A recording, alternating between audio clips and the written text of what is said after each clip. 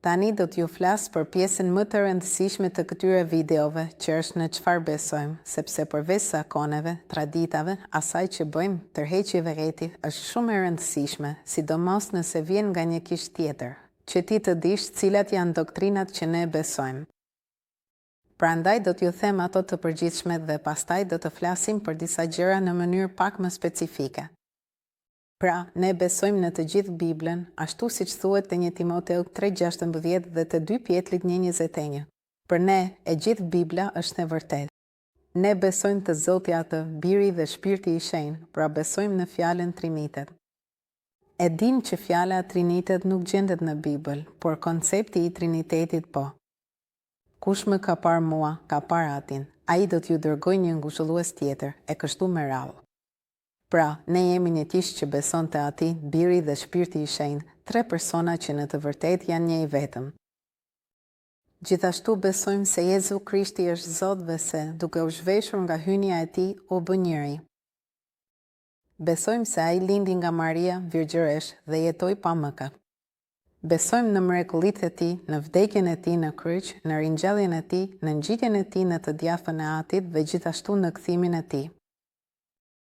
Besojmë se të gjithë njerëzit lindin në mëkat dhe se janë të gjithë fëndarë nga Zoti, dhe besojmë se duhet të rilindin për të marrë jetën e përjetshme, duke rrëfyer Jezusin si Zot dhe Shpëtimtar. Besojmë gjithashtu se të gjithë besimtarët duhet të pagëzohen në ujë me zhytje si një shenjë e jashtme e zgjedhjes së tyre për të ndjekur Jezu Krishtin. Besojmë në pagëzimin, në Shpirtin e Shenjtë dhe në dhëntitë e Tij të gjitha. Jemi një kishë karizmatike dhe besojmë në dëshminë e këtij pagëzimi që konsiston. Dëshmia e këtij pagëzimi është të folurit në gjuhë të tjera, ajo që quhet glosolali, ashtu siç ndodhi në Veprat e Apostujve, kapitulli 2, nga vargu 1 deri në 4. Besojmë në dishepullizimin, siç ju kam thënë edhe në video të tjera. Besojmë në kishën si institucion universal dhe si trupi dhe nusja e Krishtit. Besojmë gjithashtu në gjithçka që është shkruar në zbulesë, duke folur për kohët që do të vinë dhe që më shumë a më pak po vinë tashmë. Besojmë plotësisht në darkën e Zotit si simbol për të kujtuar sakrificën e Jezusit dhe vdekjen e Tij. Besojmë në ringjalljen e besimtarëve dhe jo besimtarëve, të parët për jetën e përjetshme. Pra, për ne këto janë doktrinat shumë themelore. Pothuajse të gjithë të krishterët besojnë në këto doktrina, përveç atyre që nuk besojnë shumë se përvoja e Pentekostit është ende për sot, ndërsa ne besojmë plotësisht në të gjitha dhëntitë e Shpirtit, në profetike, në shërim.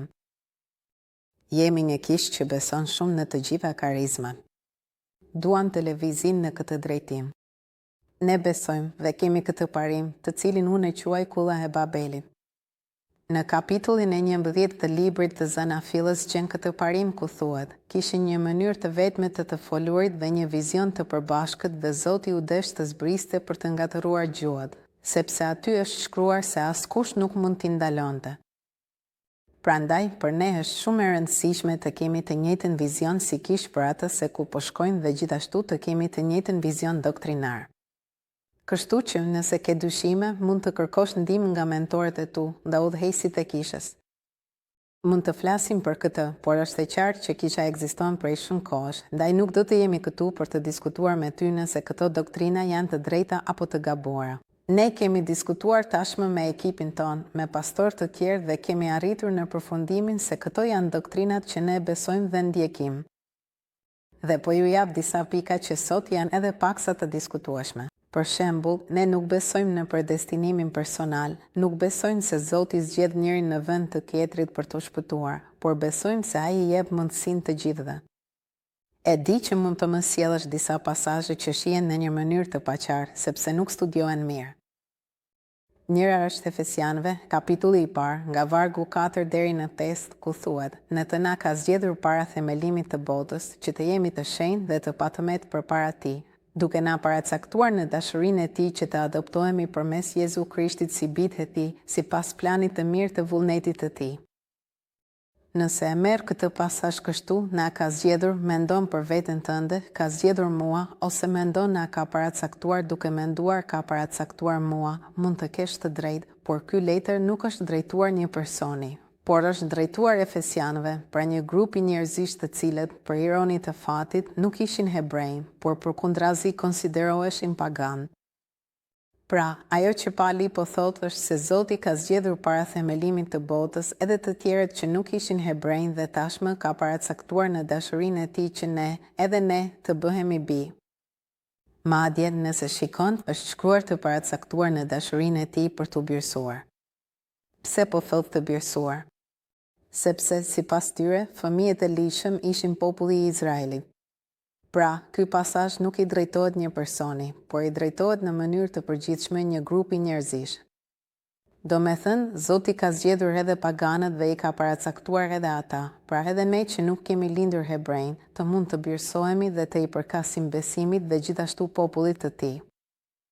Në rregull, gjëja tjetër është se për ne paracaktimi nuk ekziston. Ekziston një predestinim qëllimesh, siç ju shpjegova më parë, por ne besojmë se Zoti ka një dije paraprake. Pra, duke ditur se çfarë do të bëjnë njerëzit, ai duke e ditur paraprakisht se çfarë do të bëjnë ata, disa gjëra shkruhen. Për shembull, nëse marrim një kohë lufte, ne mund të themi: por Zoti e dinte tashmë. Po, sepse Zoti i di gjërat paraprakisht.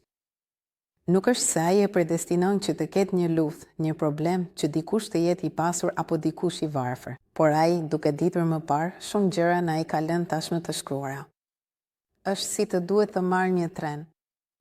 Unë e di paraprakisht në çfarë është treni, por nuk jam unë ai që kam bërë që treni të jetë në orën 13:00, por duke e ditur më parë sepse kam orarin, do të paraqitem atje për të marrë trenin në orën 13:00. Pra, ne besojmë në paranjohje, jo në paracaktim. Ne besojmë se Zoti e deshi aq shumë botën, sa dhe abirin e tij të vetëm, Jezu Krishtin, që kushto do të thotë kushto që beson në të mos humbas, por të ketë jetën e përjetshme. Pra, shpëtimi u jepet të gjithëve, jo vetëm disa që janë të paracaktuar. Kjo është ajo në të cilën besojmë. Mund të jap gjithashtu disa vargje për një tjetër pikë shumë të diskutuar, një herë i shpëtuar, gjithmonë i shpëtuar. Pra, disa sot madje thonë se kur Jezusi të kthehet, edhe nëse dikush nuk e di, në atë moment është në shtrat me këtë apo atë, nuk ka rëndësi, është i shpëtuar. Ja, kjo nuk është ajo që thot Bibla. E di se shumë njerëz nuk e lexojnë Biblën, kopjojnë nga interneti dhe kështu krijojnë një rrëmuj doktrinore. Por po ju them vetëm disa vargje që të kuptoni pse besojnë kështu. Një prej tyre është tek Hebrejve, kapitulli 10, nga vargu 26 deri në 29, ku thuhet: në fakt, nëse vazhdojmë të mëkatojmë me vetëdije, pasi kemi marrë një urinë e së vërtetës, nuk mbetet më asnjë flijim për mëkatet, por vetëm një pritje e tmerrshme e gjykimit e zjarrt që do të përpirë rebelët. Kush shkel ligjin e Mojsiut dënohet me vdekje pa mëshirë, me dëshminë e 2 ose 3 dëshmitarëve. Pra, po flek për dhjatën e vjetër. Di cili dënim edhe më të rënë, sipas dhjatës së re, mendoni se do të jetë i denjë ai që ka shkelur birin e Perëndis, që ka konsideruar të pavlerë gjakun e beslidhjes me të cilin është shenjtëruar dhe ka përçmuar frymën e hirit. Pra, po flet për njerëz që po mohojnë Krishtin me qëndrimin e tyre duke përçmuar hirin. Shumë do ta përdorin hirin për të thënë: mund të bëj gjithçka përmes hirit? Jo, Perëndia të jep hirin e shpëtimit, por nëse ti e përçmon këtë hir, mund ta humbasësh atë. Një pjesë tjetër interesante, letra e 2 e Pjetrit, ka shumë të tjera, por po prek vetëm disa.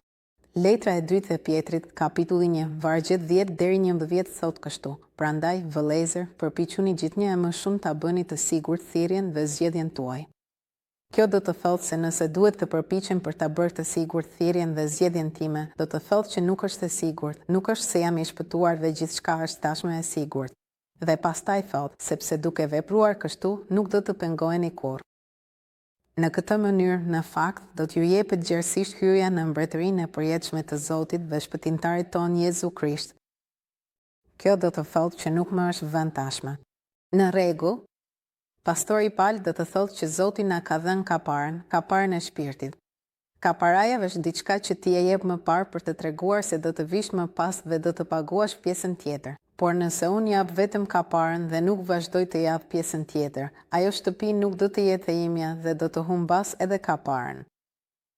Pra, kjo është pikërisht ajo që ne besojmë. Disa do të thonë gjithashtu, por Bibla thotë që ne jemi lindur me një farë të pashkatërueshme. Dhe ke të drejtë, fara është gjithmonë e pashkatërueshme.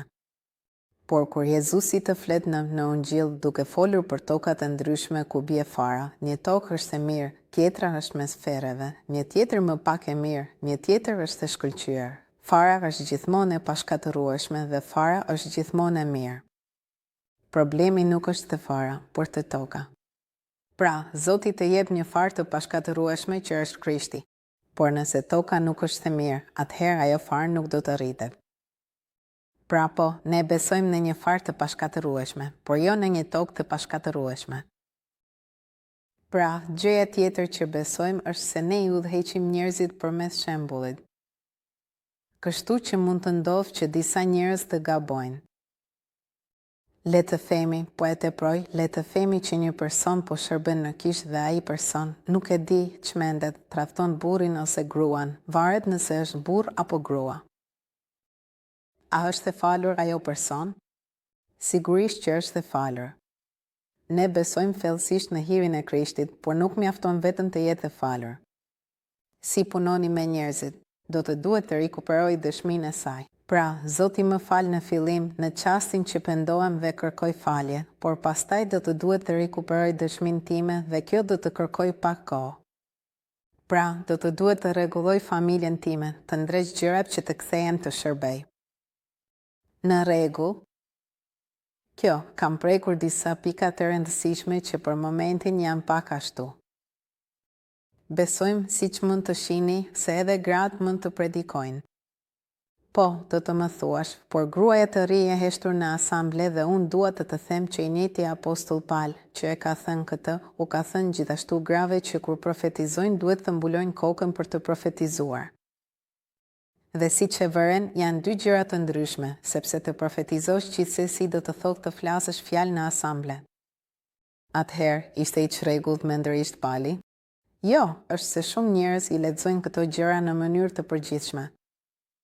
Në njërin, kur ai thotë që gratë nuk duhet të flasin, thotë të mësojnë në heshtje dhe të pyesin burrat e tyre në shtëpi, ai po flet për të mos ia ndërprer fjalën burrit kur ai po flet, gjë që fatkeqësisht është ajo që shumë herë disa gra e bëjnë.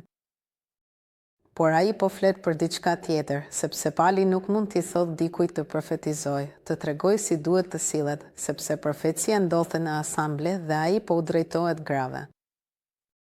Sigurisht, nëse ke nevojë, ne mund të hyjmë më thellë në këtë temë, por vetëm për të thënë që në kishën tonë si burrat ashtu edhe gratë profetizojnë, luten dhe janë pastor. Ne besojmë, ashtu siç thot fjala e Zotit atje te Veprat e Apostujve, se në kohët e fundit shpirti i Zotit do të derdhej mbi bijtë dhe bijat e tij dhe këta, duke përfshirë gratë, do të profetizonin, do të ëndërronin e kështu me radhë.